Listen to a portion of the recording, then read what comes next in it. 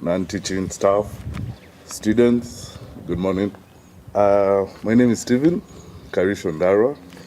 I represent the family of the Ndaras here who are here to welcome you, all of you. I take this opportunity to invite our chief guest now, Dr. Richard Munang.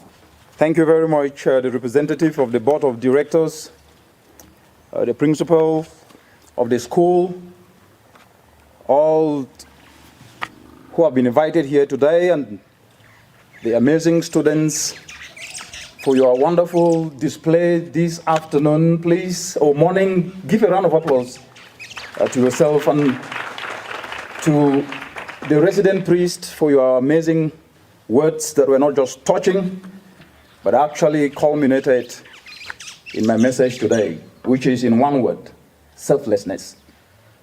Please look to your neighbor and give a fist bump.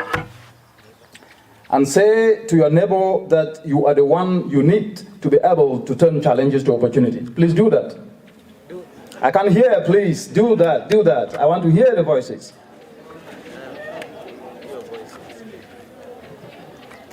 Excellent, clap for yourself.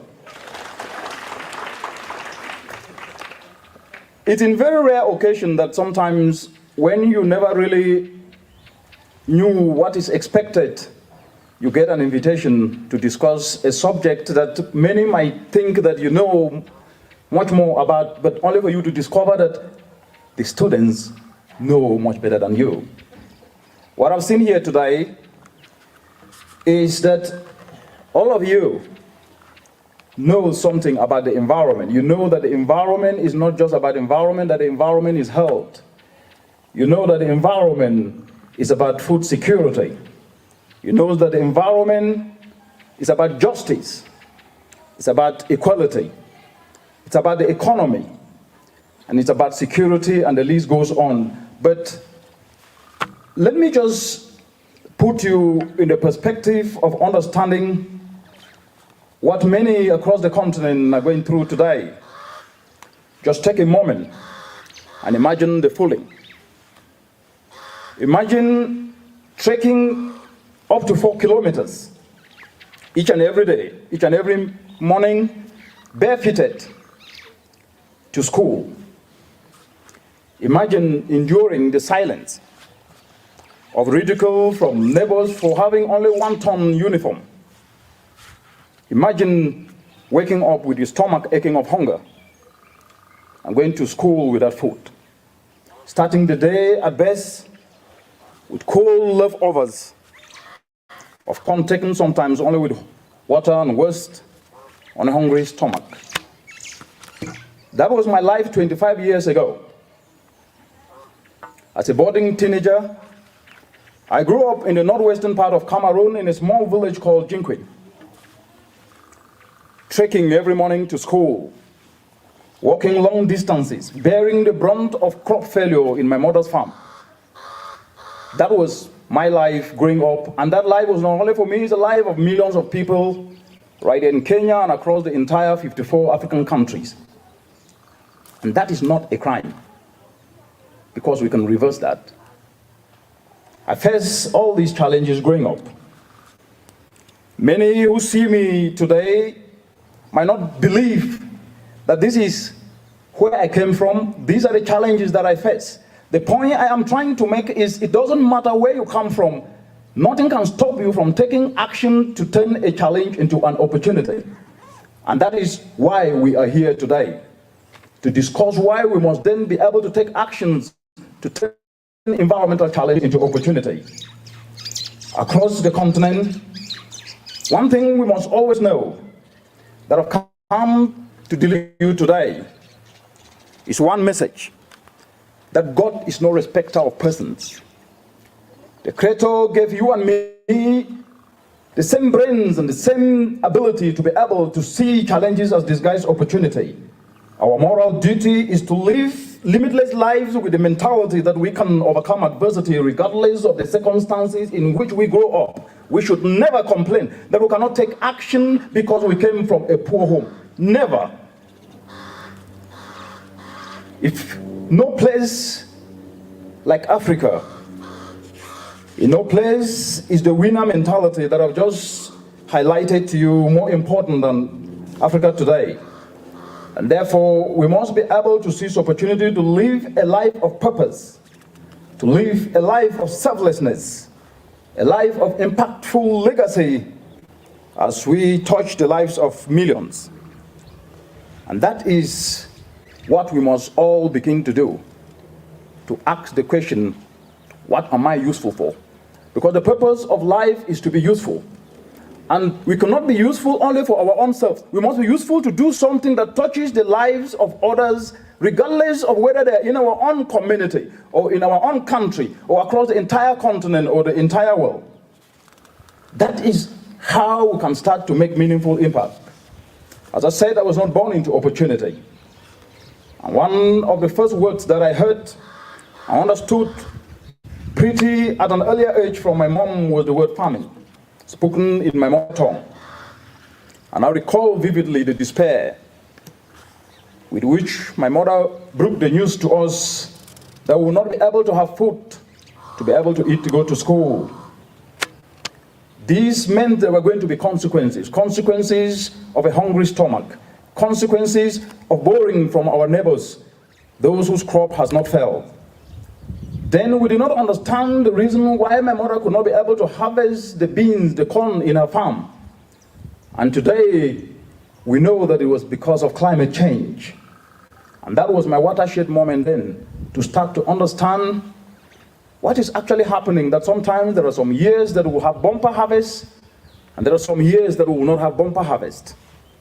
My curiosity started then, and that is the moment that I call my moment of epiphany, my moment that I found my own purpose to start to find solutions. Even at primary school, at secondary school, at high school, at a university, I never ever lose focus in understanding that I needed to study to understand exactly what was happening in my mother's farm. At that moment, no distance was too far. At that moment, no mountain was too high. At that moment, no subject was so difficult to study. I took everything in stride. Over time, I realized that the challenge that was faced by my mother in her farm in the small little village of Jinquin was a challenge that was faced by the entire country, by the entire continent, and even the world. And this only meant that I had to give my best in what I was studying. So it is my sincere hope that all of you girls seated here today, all of you, the students seated here today, have already started to prioritize your own purpose, to find your own purpose from what I have seen, from the songs you have sung, from the poems that you have elaborated. You are already finding your niche to not only be an environmental enthusiast, but also an environmental solution provider. But I urge you to take each opportunity and align with what you are studying, whether it's studying any subject, it doesn't really matter. Once you have a passion for something, you can take it forward. You just heard Elizabeth here, who is not just a towering pioneer of environmental solutions in Kenya, but she's a towering pioneer of environmental solutions across Africa and the entire world. Give a round of applause for Elizabeth. I make these words knowing that the saying that goes, what a man can do, a woman can do better, is indeed spot on. You have all it takes to realize your purpose in life by turning challenges into opportunities, especially under the changing climate. As we are speaking today, the science of the changing climate is established, and there is no gainsaying about that. You heard about the conference that will be happening in just a couple of days from today in Glasgow. But 65 days ago, the science of climate change in what is called the Intergovernmental Panel on Climate Change was released, which showed that we have only 20 years to hit a temperature of 1.5 degrees. But the problem is that this is a global average. The continental average, Africa, is warming faster than the entire world. That it means when a temperature reaches 1.5 degrees, the consequences of drought, as we're speaking today, 2.1 million citizens in Kenya are affected by drought, as we're speaking today. Across the entire continent, we are seeing floods affecting cities. As we're speaking today, we are seeing mothers going to bed to bed with a stomach aching of hunger. And these challenges have been compounded by the COVID pandemic crisis, plunging millions of people into suffering. It therefore means that you, the girls, have a responsibility. And you must take leadership to devise solutions, and that should become our own fierce agency of now. The environmental dimension that you are taking can be leveraged to create opportunities across different sectors of the economy. But to do this, you will need to espouse some fundamental attributes. And one of these attributes is what I call the vision of an eagle, which can spot and focus on a target as far as 3 kilometers. Such outstanding vision, which I call an eye for solutions, will be critical to ensure climate action and environmental solutions become not just the transformational change that we need, but rejuvenate and turn Africa's challenges into opportunities. For example, you've mentioned trees today, and you will be planting trees. Not only today, you've also shown that the Environment Day should not only be on the 5th of June every year, that it should be every day. But what we need to understand is that we need, as we plant trees, we need to understand about our mothers, fathers, brothers and sisters in villages who are choking because of indoor pollution. We need to understand that the primary source of emissions in the entire African continent is land-based, accounting for about 56% of continental emission, coming from land cleared for agriculture, coming from land cleared. Trees fell down for charcoal harvesting. As we are speaking here today, over 700,000 Africans die every year because of indoor pollution. These are our mothers. These are our brothers and sisters. These are our fathers. They have committed no crime but for harvesting or cooking a meal with charcoal because they lack alternatives. What this tells us is that it goes beyond just about environment. It's about us, the citizens of the continent and the entire world. In Kenya, as we speak today, between 14,000 to 20,000 Kenyans lose their lives every year. Yes, those are the statistics we have.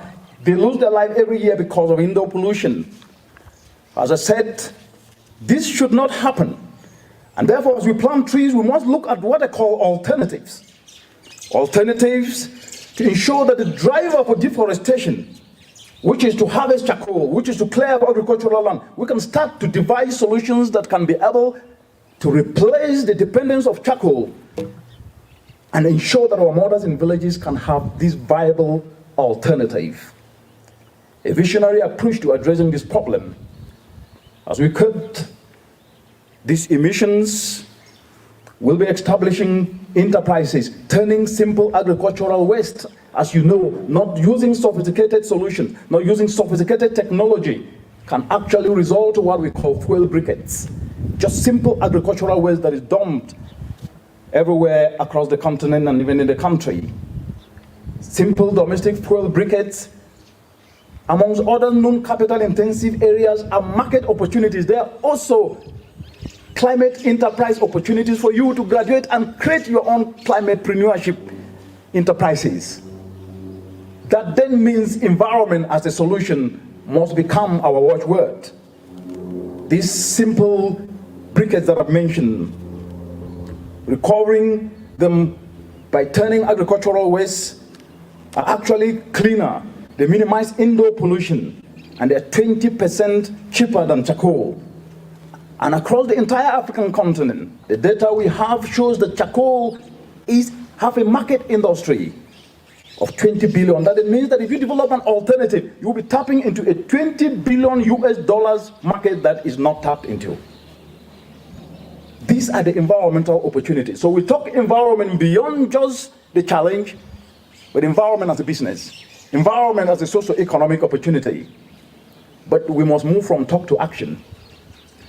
We've been talking, and talk is good sometimes, but talk with action is even sweeter.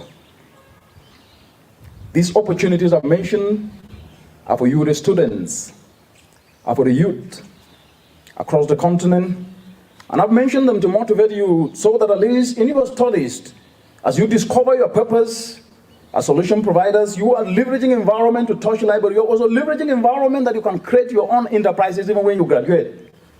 And as you take these chances, you will be building on legacy of women pioneers whose innovations have shaped the group as we know today.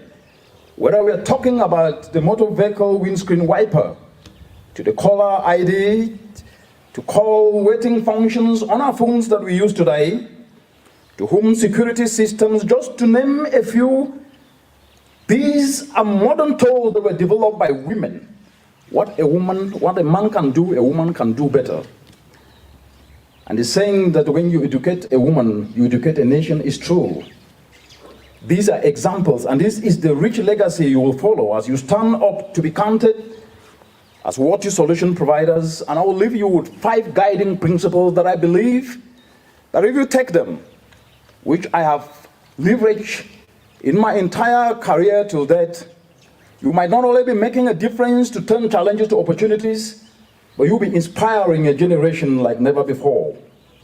The first is economic fundamentals are non-negotiable. If you tell a hungry child today that you gave him or her food yesterday, that means nothing to that child at that moment. At that moment, that child is hungry. That child doesn't remember that she was given food yesterday. That then means if we were speaking to people who are hungry, if we carry out actions without putting food on the table, and money in more pockets, our message may be sweet, but it might not be able to go that far. It then means the foundation of any lasting solution must be anchored on this word socioeconomics. Socioeconomics, putting food on the table, more money in more pockets.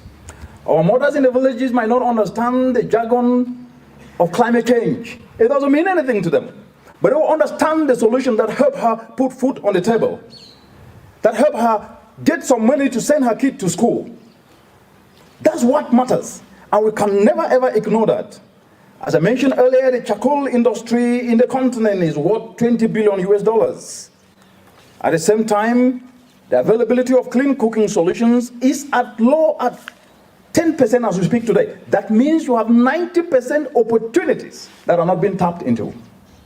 We hear more of the problems sometimes. We don't hear more of the solutions. That's the myth I want to debunk. That yes, we must do what we must do, but we should never ever forget to tap into opportunities, because that is what matters. That's what put food on the table and money in more pockets.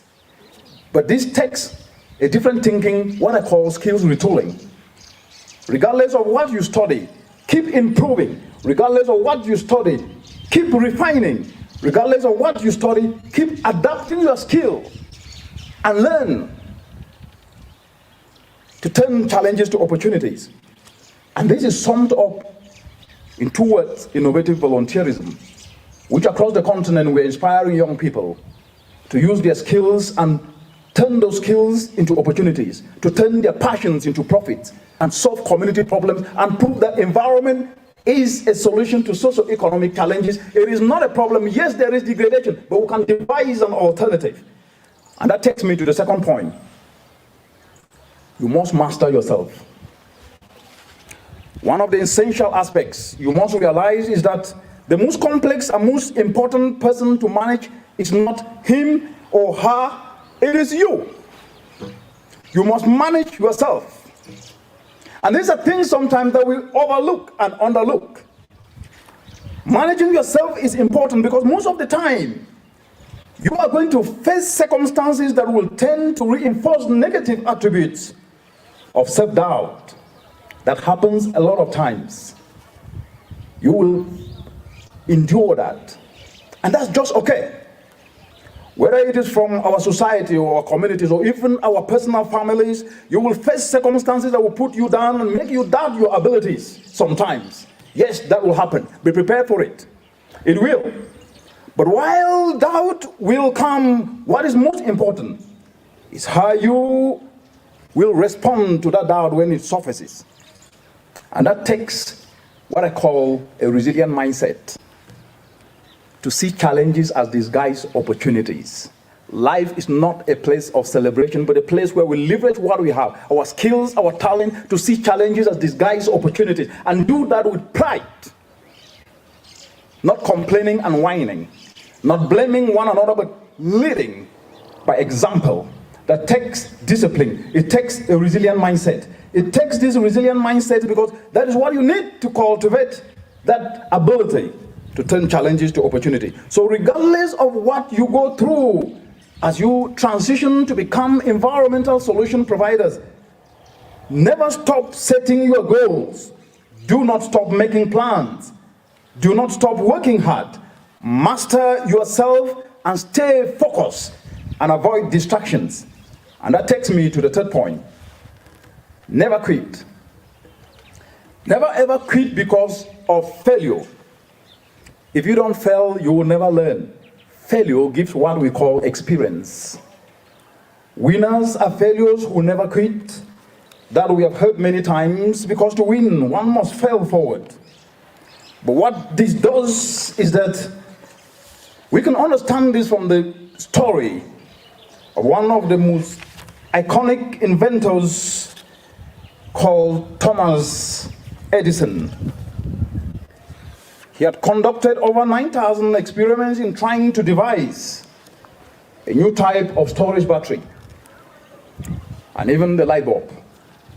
While working in the laboratory, one of his associates expressed sympathy at the tremendous amount of work that Mr. Edison had done over a very long period of time without any positive result. But Mr. Edison's response was actually a rare response that you hardly hear today. We could have heard people holding their heads up and say, oh, this is too difficult, I will give up. Discouraging messages that will instead drain more energy than inspire one another. But rather, what he said, he gave a different perspective. His perspective was not that he was failing or not that he has failed, but rather that he had gotten results, which were the several thousands of ways that didn't work that gave him experience. And this is a classic sign that when you fail, reroute and take a different pathway, but still to achieve the same result. A pathway of finding solutions, not shortcuts of getting what you have not worked for. A sign that you need to change tactics and approaches, because you will make mistakes. That is guaranteed. I've made many mistakes.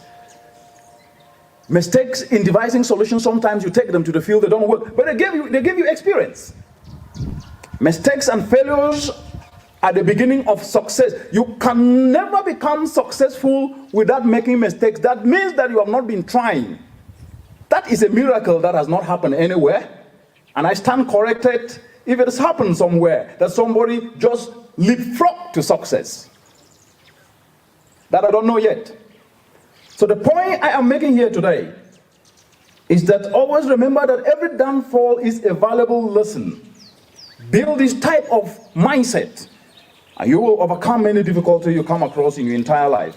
That takes me to the fourth point, which is the most important point, because there is a currency sometimes that is ignored in the continent, and what we talk about is only money. In your song today, you mentioned a word that was very important. It's not about money or possession. It's about something that is far bigger, and it's in one word called passion. Passion is what I call the new currency of now. Without passion, you throw money and nothing gets done. We are suffering from a passion gap in the continent, but when I see young people like you, I feel excited because I can see it in your faces, that you believe that you can do it, that you have that passion to turn a challenge into an opportunity. Without passion, we might not be able to go far. Passion is what brings transformational change. But we should never forget that it is people who leverage passion to do something above themselves, to become more useful, and that is purpose, but to do it to touch the broader community. That selflessness, that endurance to do something that can touch many others' lives is the reason we live. And that is what we should represent. And that inspiration can inspire others to start to leverage their passion and turn their passion to profit. Just add a little bit of faith to see possibilities in impossibilities, and humility and selflessness to touch many lives beyond ourselves. And that takes me to the last point. Values-based leadership. Can each and every one of you repeat these words? Readers are leaders. Readers are leaders. Leaders are readers. Readers are leaders. Please go. Readers are leaders. Readers are leaders. Leaders are readers. Leaders are leaders. Thank you very much. You cannot become a purposeful solution provider if you have no grasp of the issues. You will need to understand which aspects of the environment are changing. You will need to understand how we can be able to devise solutions, and where solutions elsewhere, even out of the continent, have been devised so that you can contextualize them within our communities. If you don't read, you will not know. If you don't read, you will argue from a point of not a stronger position, and you will lose. We must read to understand issues. If you read, you can lead. If you don't read, you cannot lead. Did you hear that? Leaders are readers. So you must read very hard and understand all the subjects you are taught, even the ones that may not be your favorite subject. I was very impressed to listen to the poem expressed in French. That was a moving poem. But when we were in school, we used to run away from French classes. But it was a compulsory subject. And so we learned it by force, but it is today that I noticed that French is a very crucial subject, that even though we're running away from the French class, it's becoming meaningful because we work in different countries that have different linguistic barriers when it comes to language.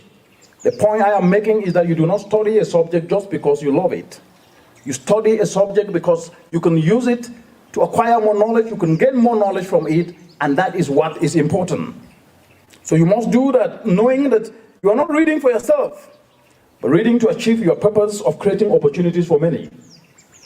And this is values-based leadership, that you can be able to take charge even when nobody is standing behind you. You will face those who will tell you, how can you be doing this without money? You will face those who will tell you, how can you be doing this? Hakuna mpesa, hakuna kazi. How do you do this without having money? Why are you doing it? Government is supposed to do it. It's a reckless idea. Let's fold our arms because someone has to do it for us. Those are called naysayers. And these naysayers will ridicule you whether you like it or not. When you wear red, they will complain. When you wear yellow, they will complain. When you wear green, they will complain. They will talk about everything but themselves. That's the real world. I'm talking to you about the real world. I'm not here to fantasize a kind of an illusionary world that doesn't exist yet. I'm telling you what I have seen. And I'm using it to encourage you because that's what you will face. But I want you to develop that resilient mindset that when you face it, it's okay. And you will not be discouraged. They will tell you that nothing can work. But always remember, how many of you here love football? Please put up your hand. Don't be shy.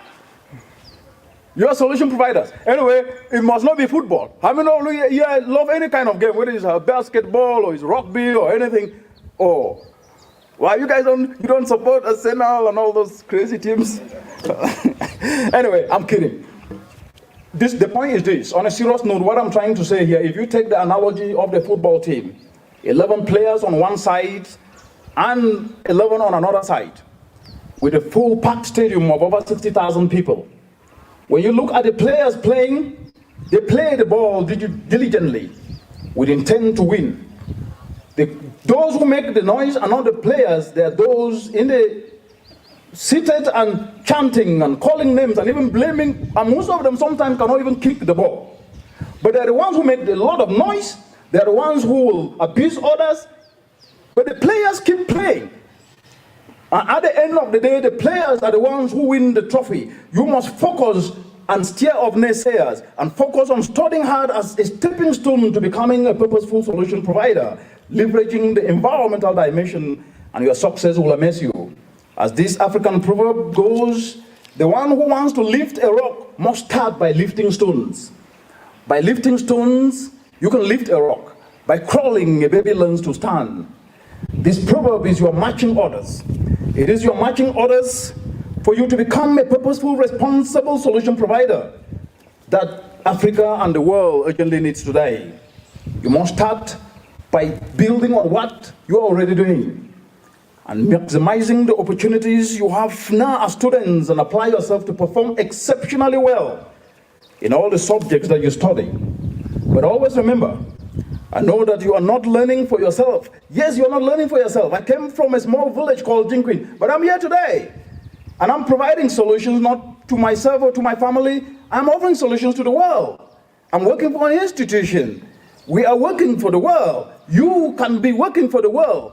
Elizabeth just spoke here today. She is just an individual, but doing what you can do in her capacity. You will do the same thing, but you need to know that you can do it. Thank you.